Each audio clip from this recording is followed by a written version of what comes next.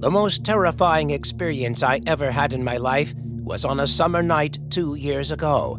I remember it like it was yesterday. I have never told this story to anyone because who would believe me? In a few moments, you will understand why. It all started as a normal evening for me. It was a weeknight, and despite being summer, I had work the next day, so I went to bed early. But this evening was different. I wanted to watch a movie, so I prepared my popcorn, made myself comfortable on the couch, and enjoyed a sci-fi film. In the middle of watching, the lights went out. I waited for a few seconds to see if they would come back on, but nothing really happened.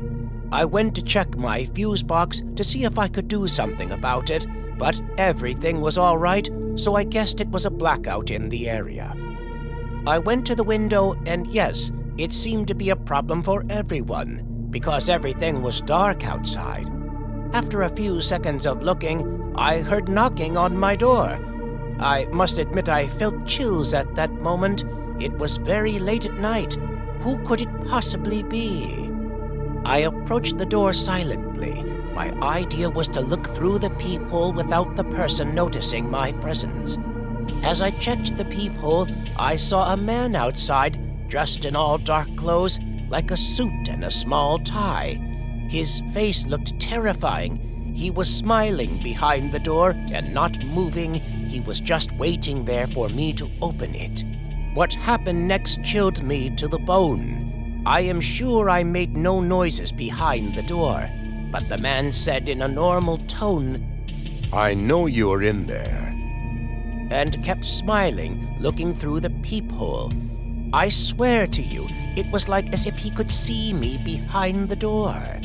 I tried to gain some courage to tell him to go away, but all I could say was nothing.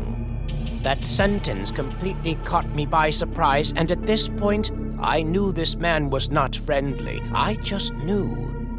I decided to pretend I was not at home and went back to my bedroom, locked the door, and got in bed. He could go around the house and look through my bedroom window, but I made sure it was locked as well. I was just going to wait for this to be over and hoped the man would go away.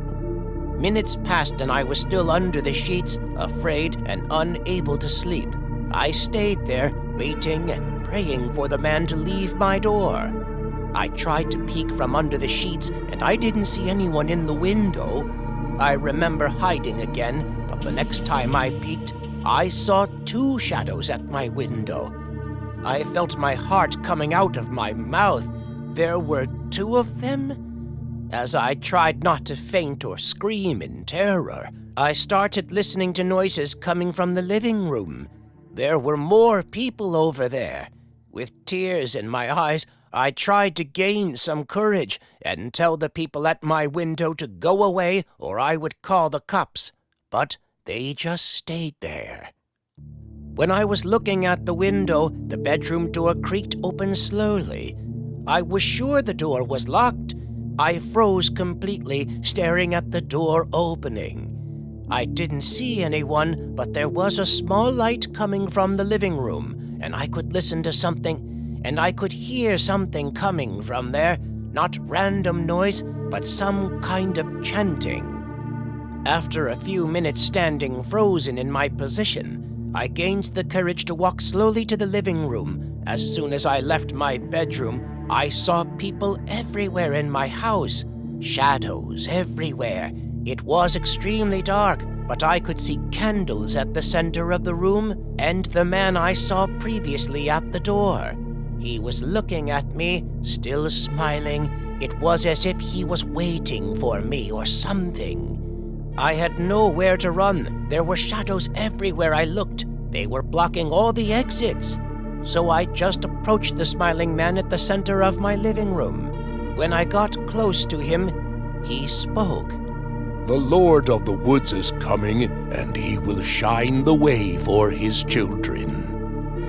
I saw him taking out a knife after speaking those words, and that's when I understood that this was some kind of cult and I was the sacrificial lamb. As I was thinking of what to do, something started to appear behind the man. It was a shadow, but not in the physical form. It was like something materializing behind him. It started gaining shape. I believed that they worshipped this thing, but I didn't know what it was. But it was real. I can't describe it well, other than to say it looked like a mass with many mouths. As the entity started gaining form, everyone in the room started moaning. They all seemed mesmerized, but also distracted. So I took this chance to look for an exit. I found one, the living room window. I prepared myself to run. I was not going to have time to open it. The only way was jumping through it. There was no other choice. As they kept mesmerizing the entity, I got up and I ran as fast as I could. When I got closer to the window, I jumped right through it. Because of the adrenaline, I wasn't feeling any pain.